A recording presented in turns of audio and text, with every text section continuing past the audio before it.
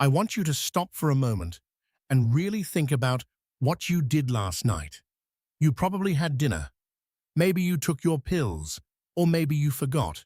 You likely settled into bed, pulled up the covers, turned off the light, and closed your eyes without a single worry in the world. Because going to sleep is the most normal, safe, ordinary thing a person can do, right? It's rest. It's recovery. It's the body's nightly reset. Except for some people, it isn't. For some people, people who look perfectly healthy, who have no dramatic symptoms, who aren't experiencing anything that feels alarming, closing their eyes for a routine night of rest is the last thing they ever do. Their hearts, silently under siege for hours, finally give out in the darkness. No warning, no chance to call for help. Just a quiet night that never ends. I've been a cardiovascular physician for over 3 decades. I've treated thousands of patients, and I've had some of the hardest conversations a doctor can have, sitting down with families and telling them that their loved one didn't make it through the night. And the question I hear every single time, the question that haunts every one of those families is, why? Why did this happen? They were fine. And here is what I need you to understand today. For the vast majority of those cases, it wasn't random. It wasn't just bad luck. It was a set of habits, seemingly harmless, completely ordinary nighttime habits, that turned the sleeping hours into what I can only describe as a physiological minefield. According to data aligned with American Heart Association research, nearly half of all fatal cardiovascular events in older adults occur between 10 p.m. and 6 a.m. Think about that. Half. Not during exercise, not during stress at work, during sleep. The one time you believe you are completely protected. So today I am going to give you 5 specific habits that are quietly loading that minefield every single night. And more importantly, I'm going to give you the exact steps to diffuse each one of them. This is not a scare tactic. This is a conversation I believe every man and woman over the age of 50 deserves to have. Let's begin. The first habit is one that most people defend passionately, and I understand why. Eating a large, late dinner. For so many of us, particularly those who worked long hours, raised families, or simply enjoy the social ritual of a big evening meal, a heavy dinner late in the evening feels like a reward. It feels deserved. And in many cultures, it's a deeply ingrained tradition. I'm not here to strip away the joy of eating, but I am here to tell you what is happening inside your body when you do it, because the biology is sobering. When you eat a large meal, your digestive system immediately demands a significant portion of your body's blood supply, up to 30 to 40%, to fuel the process of digestion. Your stomach, intestines, liver, and pancreas all go to work, and they need blood to do it. Your heart has to work harder, pumping faster and more forcefully to meet that demand. Your blood pressure rises. Inflammation-related processes spike. Now here is the critical problem. As you move towards sleep, your body is supposed to begin a period of cardiovascular repair. Your heart rate is supposed to slow. Your blood pressure is supposed to drop. Stress hormones are supposed to quiet. It is the most important repair cycle your cardiovascular system undergoes in any 24-hour period. But if you've eaten a massive meal 2 hours before bed, a plate of pasta, a heavy steak dinner, a late-night takeout, you are forcing your heart into overtime at the exact moment it needs to enter rest mode. It's a biological tug-of-war, and your heart is caught in the middle. A landmark study published in the European Heart Journal, tracking over 100,000 adults over multiple years, found that people who regularly consumed their largest meal late in the evening had dramatically elevated rates of cardiovascular events compared to those who ate earlier and lighter. A separate study from the Sorbonne in France found that people who regularly ate dinner after 9 p.m. were 28% more likely to suffer a stroke or a transient ischemic attack. And critically, for every additional hour past 8 p.m. that someone ate, their cardiovascular risk kept climbing. I want to tell you about a patient I'll call Robert. He was 68 years old, retired, cheerful, the kind of man who walked 3 miles every morning and was proud of it. By every visible measure, he looked healthy. But Robert had a habit. After his evening walk, he'd sit down at 9 or 10 p.m. to what he called his real dinner, large portions, often rich foods, sometimes a glass of wine to wind down. He'd eat, feel full and satisfied, and go straight to bed. For years, his heart absorbed the stress. But cardiovascular damage is cumulative. Each night of forced overtime had been quietly straining his coronary arteries, accelerating the buildup of plaques, elevating his baseline inflammatory markers. One night, just a regular Tuesday, Robert's heart, burdened beyond its reserve, gave out while he slept. His wife found him in the morning. He was gone. Robert didn't know what his dinner-time habit was doing to him. Now you do. The second habit may be the one that frustrates me most as a physician because it is entirely, completely, and simply preventable, inconsistent, or incorrectly timed blood pressure medication. Here's what I need you to understand about your blood pressure during sleep. Under normal, healthy conditions, your blood pressure follows a natural daily rhythm. During the day, it rises to meet your activity demands, and at night, as you sleep, it should drop by roughly 10 to 20%. Cardiologists call this the dipping pattern, and it is critically protective. That nightly dip gives your arterial walls a period of reduced mechanical stress, allows them to recover, and keeps chronic inflammation in check. But a significant percentage of adults over 50, research from Oxford University suggests it may be as high as 15%, experience what we call nocturnal hypertension. Their blood pressure doesn't dip during sleep. In fact, for some, it actually rises.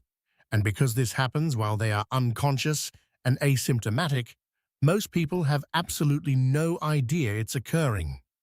Now consider what happens when blood pressure spikes silently in the middle of the night.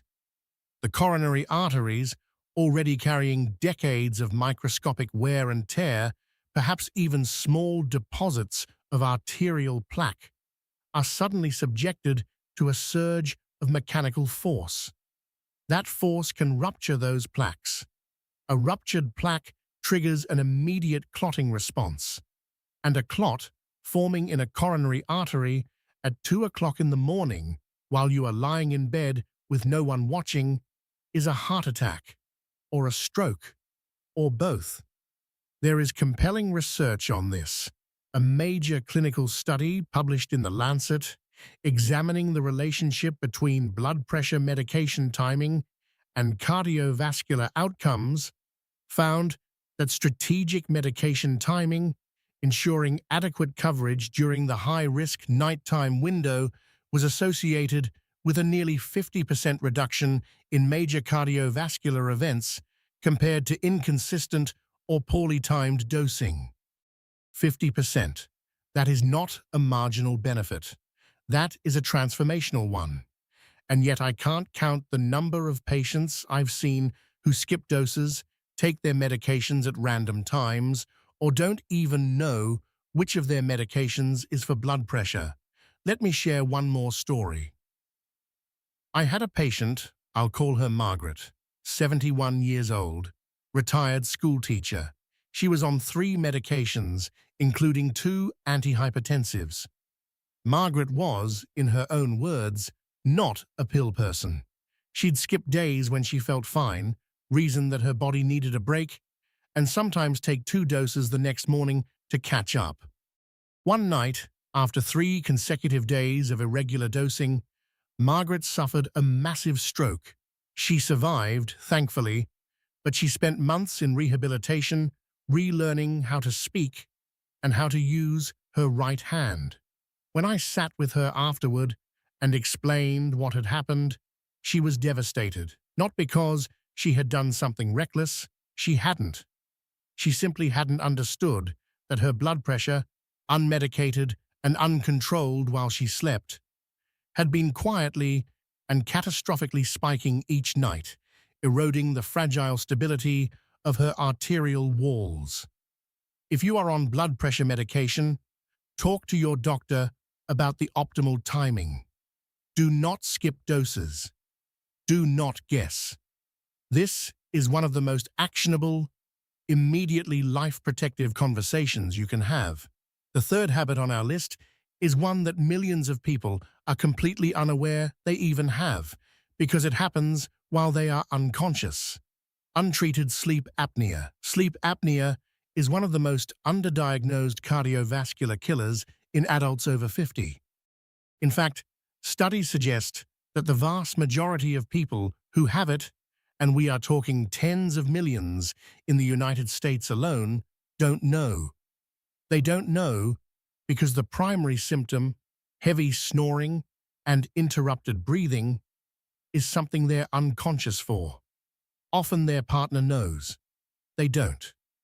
Let me explain precisely what is happening in the body during an untreated apneic episode, because when you understand the mechanism, you will never hear snoring the same way again.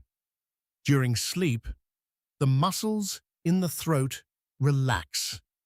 In a person with obstructive sleep apnea, those muscles relax so completely that they partially or fully collapse the airway. Breathing stops, sometimes for 10 seconds, sometimes for 30, sometimes for a full minute. The oxygen saturation in the blood begins to drop. The brain, sensing this oxygen deprivation, fires off an emergency alarm. A surge of adrenaline and cortisol, a sharp spike in heart rate, a sudden and severe rise in blood pressure. This emergency response wakes the person just enough to restore breathing, often with a loud snort or gasp, and then they drift back to sleep. And then it happens again and again. In severe cases, this cycle repeats hundreds of times per night. Hundreds of oxygen crashes, hundreds of cortisol surges, hundreds of blood pressure spikes, night after night, month after month, year after year. The cardiovascular consequences are catastrophic. Research published in peer-reviewed journals has shown that untreated sleep apnea increases the risk of heart failure by up to 140%, the risk of coronary artery disease by 30%, and significantly elevates stroke risk, with some studies showing moderate to severe sleep apnea nearly tripling the risk of stroke in men. The mechanism for stroke and heart attack is compounded by another danger.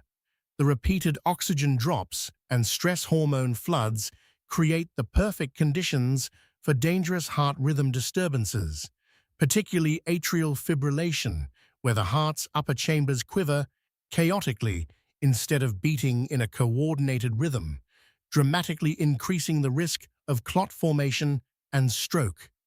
I had a patient, a 63-year-old man, a former construction supervisor I'll call Daniel.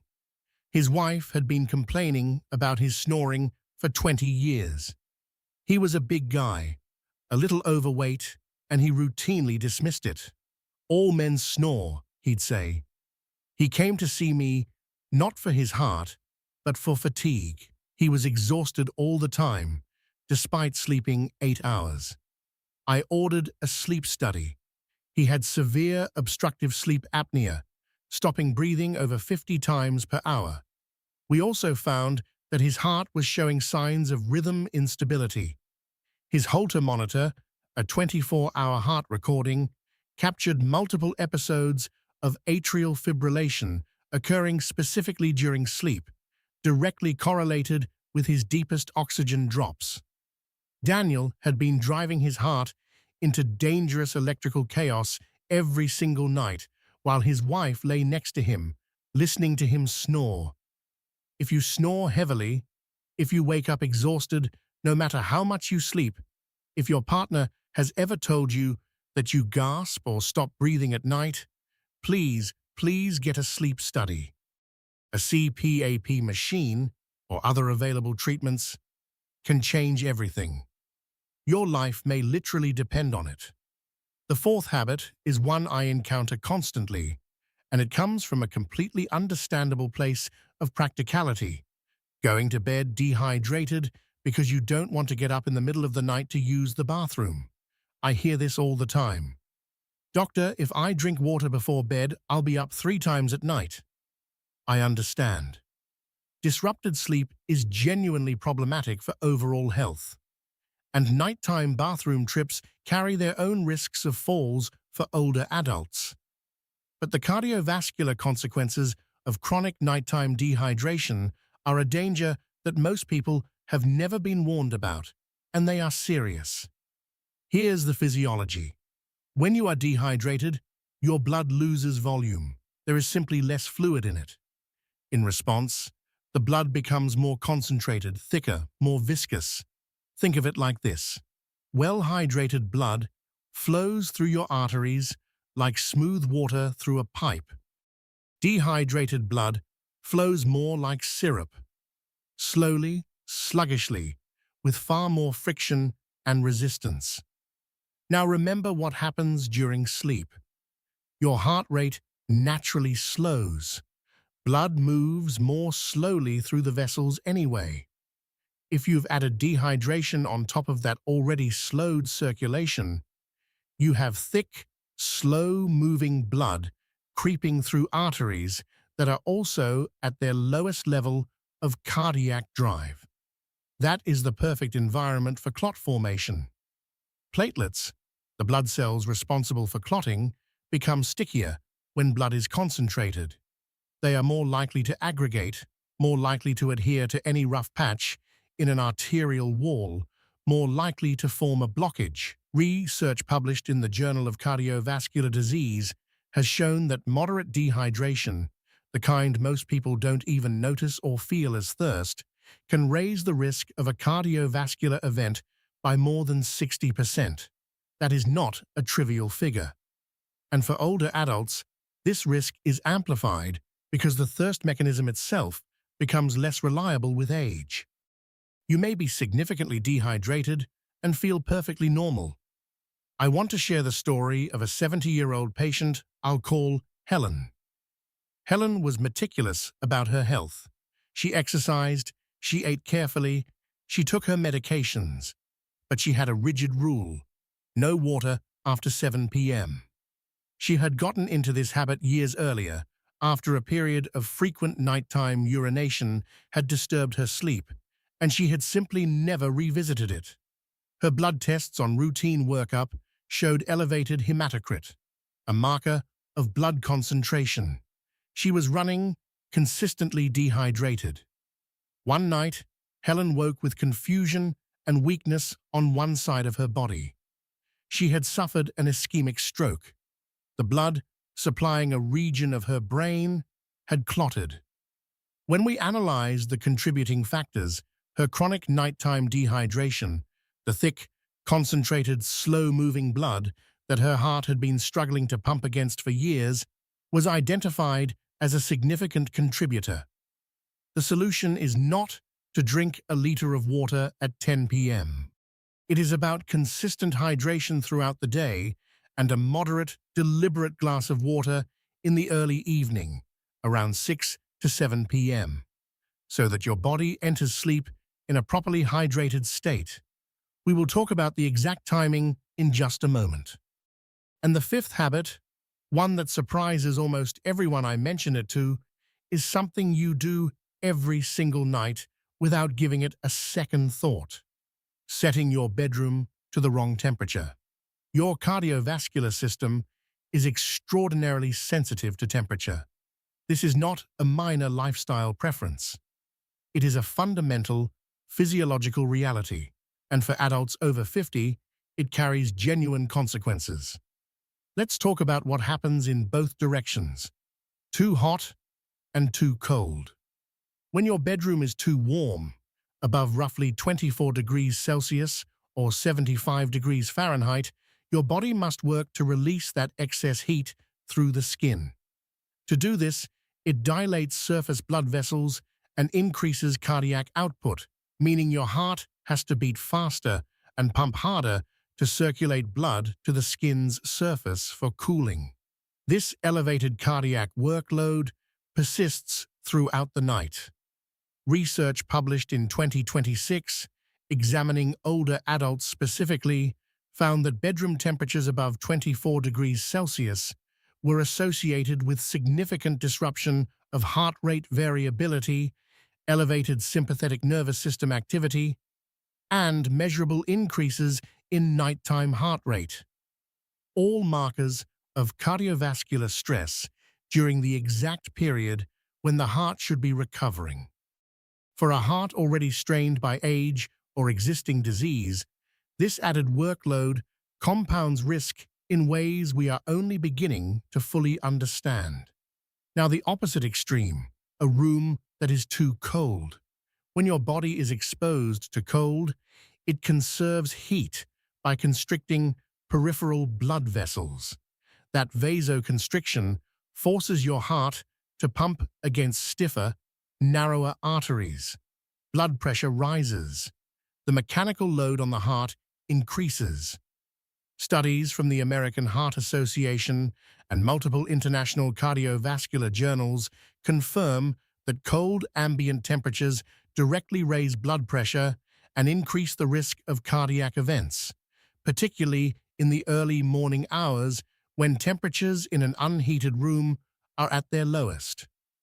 The BBC has reported on this risk directly, quoting researchers who note that the blood itself also thickens in cold, adding clot formation risk on top of the pressure burden. Harvard-affiliated sleep researchers and cardiovascular scientists have pointed to the optimal range for nighttime heart protection as between 18 and 22 degrees Celsius, that's 65 to 70 degrees Fahrenheit. In that range, your body doesn't have to fight temperature in either direction. Your cardiovascular system can focus entirely on what it was designed to do during sleep: repair, reset, and recover. If you're in a region with extreme seasonal temperatures, this means active management: air conditioning in summer, adequate heating in winter. A programmable thermostat set to that range before bedtime is one of the simplest and most underappreciated investments in heart health you can make tonight. Now let's put this all together, because I don't want to leave you with 5 problems and no solutions. I want to give you a concrete, actionable, heart-safe nighttime routine that you can start, not next week, not after you talk it over, tonight. Between 6 and 7 in the evening, have your main meal of the day. Keep it light and genuinely nourishing. Lean protein like grilled fish or chicken, plenty of vegetables, a modest serving of whole grains. Avoid the heavy, rich, fatty foods that demand the most from your digestive system. The goal is to give your body enough time, at least 3 hours before sleep, to complete the bulk of digestion before your heart needs to enter repair mode. At 7 o'clock, take a full glass of water, not a sip, a full glass. This is your deliberate evening hydration window. If your physician has told you to take any blood pressure medications in the evening or at bedtime, this is also your cue to take them. If you don't know whether your medications should be taken in the morning or evening, I urge you to call your doctor's office tomorrow and ask specifically about optimal timing for each medication. This one question could have an outsized impact on your safety. Between 8 and 9 in the evening, choose calm activities. Gentle reading, quiet conversation, light stretching, slow breathing exercises. This is not the time for action movies that spike your adrenaline or stress-inducing news cycles. Begin dimming the lights in your home. Dim light signals to the brain that sleep is approaching and begins the natural hormonal wind-down that your cardiovascular system depends on. At this time, also begin adjusting your bedroom temperature. Set your thermostat to somewhere between 18 and 22 degrees Celsius, 65 to 70 degrees Fahrenheit. Give the room time to reach that temperature before you get into bed. At 9:30, make your final bathroom visit of the evening. This reduces the likelihood of a disruptive middle-of-the-night trip, while also signaling to your body that sleep is imminent. When you do get into bed, try to sleep on your side rather than on your back. Side sleeping keeps the airway more open and significantly reduces the frequency and severity of apneic episodes in people prone to sleep apnea.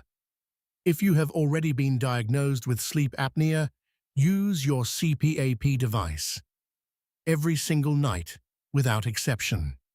And if you haven't been evaluated, but you snore heavily, please make that appointment. Here is what I want to leave you with, and I want you to hear this clearly. Aging does not have to mean declining. The heart is a remarkable organ, resilient, adaptive, and extraordinarily responsive to the conditions we give it. The 5 habits we talked about today are not exotic or rare. They are ordinary. They happen in tens of millions of homes every single night, and most people who practice them have no idea they are doing anything dangerous. But you do now. Knowledge is power, but only when it leads to action. And the beautiful, humbling thing about cardiovascular health is that the window for meaningful change never fully closes. The body's capacity to respond to better habits is real, it is documented, and it starts tonight.